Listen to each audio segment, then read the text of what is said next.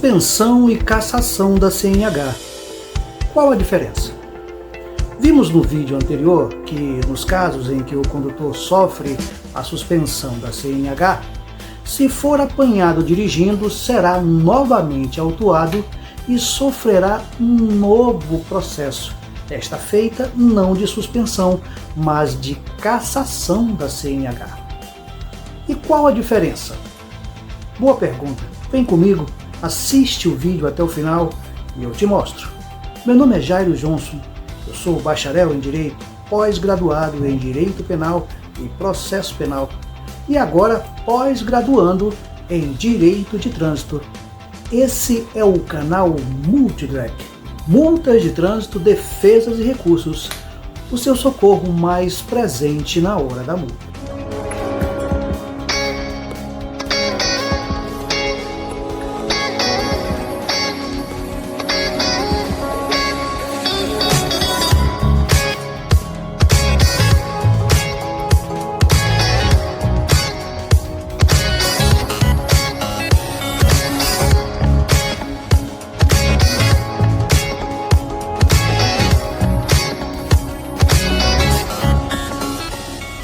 É isso aí, galera, se inscreve no canal, aperta o sininho das notificações, deixa o like e compartilha o canal com seus amigos, hein? Dá essa força e ajuda o canal a subir no Ibope.net. Agora, vamos pro vídeo. Suspensão e cassação da CNH.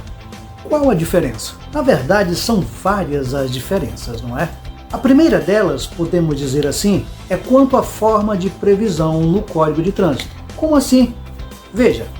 A cassação da CNH somente ocorre por infrações específicas, assim previstas no Código. Elas estão no artigo 263 do Código de Trânsito Brasileiro, e uma delas ocorre exatamente quando o condutor desobedece à penalidade de suspensão e se põe a conduzir veículo em meio à via pública. A cassação da CNH somente ocorre em casos assim previstos. Já a suspensão da CNH, além da previsão em infrações específicas, ocorre também por acúmulo de pontos no prontuário do condutor. Acúmulo de pontos na CNH. A depender da quantidade de infrações gravíssimas no período de 12 meses, o limite de pontos pode ser maior ou menor. Assim, se no período de 12 meses o condutor não tem infração gravíssima em sua CNH, faz jus a um limite permissivo de 39 pontos. Completou 40 pontos, vai dar suspensão na CNH. Se comete apenas uma infração gravíssima, o limite permissivo cai para 29 pontos. Completou 30 pontos, dá suspensão na CNH. E se o condutor comete duas ou mais infrações gravíssimas, seu limite permissivo será de apenas 19 pontos. Completou 20 pontos, vai sofrer a suspensão da CNH. Outra diferença entre suspensão e cassação da CNH está nos prazos em que o condutor fica impedido de dirigir quando lhe é imposta a penalidade.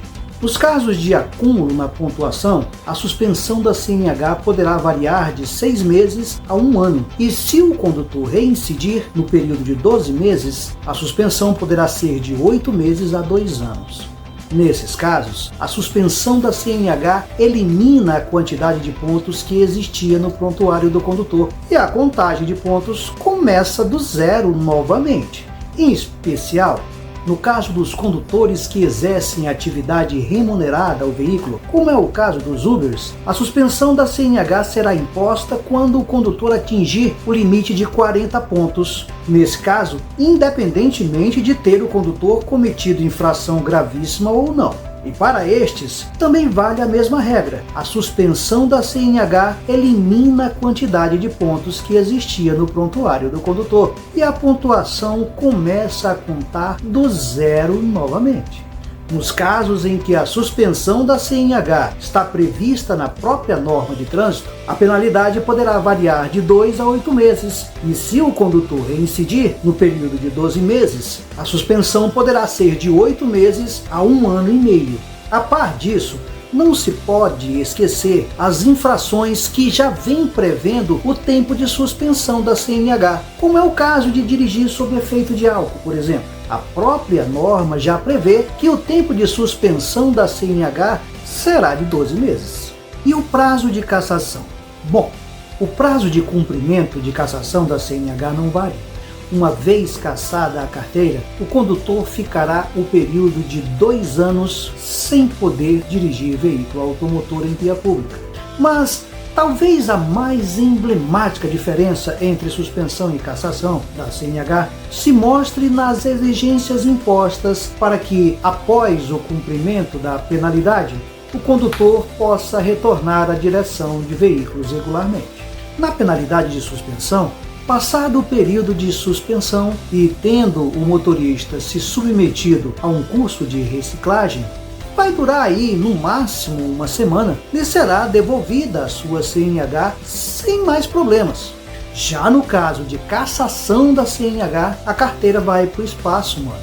E aí, para obter outra, o condutor terá que voltar à autoescola como se fosse sua primeira vez e assim fazer todo o procedimento de retirada da CNH novamente. Oportunamente, vale ressaltar um caso específico em que o Código de Trânsito não trata como cassação, mas na prática é como se fosse.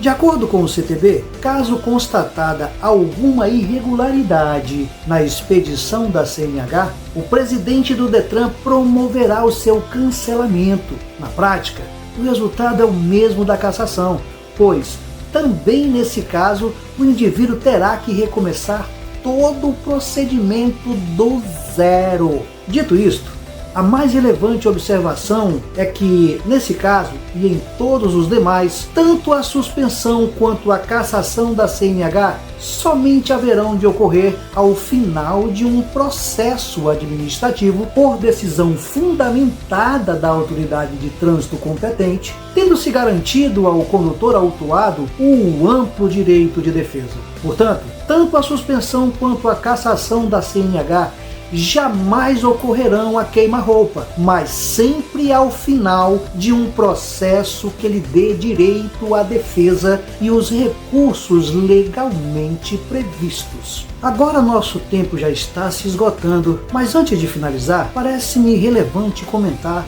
sobre o tempo que pode levar até a efetiva suspensão ou cassação da CNH.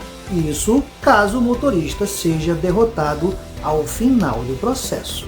Tanto o processo de suspensão quanto o de cassação da CNH somente terão início após finalizadas todas as etapas do processo de multa que originou a suspensão ou a cassação da CNH. Caso queira entender melhor esse contexto, assista ao vídeo anterior que está aqui no card. O tempo que há de levar até a decisão final da suspensão ou da cassação da CNH será determinado pelo comportamento do condutor autuado frente aos processos. A CNH será suspensa ou cassada mais rapidamente no caso de o condutor autuado ficar completamente inerte, quer dizer, não apresentar qualquer recurso desde o primeiro processo, o processo de multa.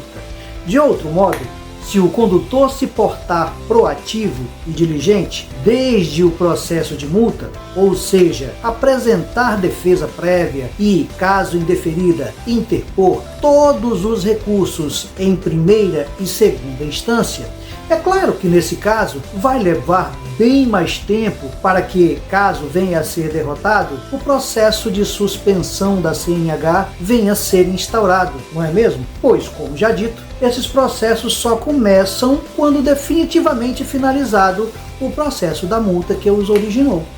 Da mesma forma, o próprio processo de suspensão ou de cassação da CNH há de durar o maior tempo possível à medida que o condutor autuado mantenha sua postura de recursos após recursos também nesse último processo, o que fará com que, em caso de derrota, demore bem mais tempo para que sua CNH seja suspensa ou cassada.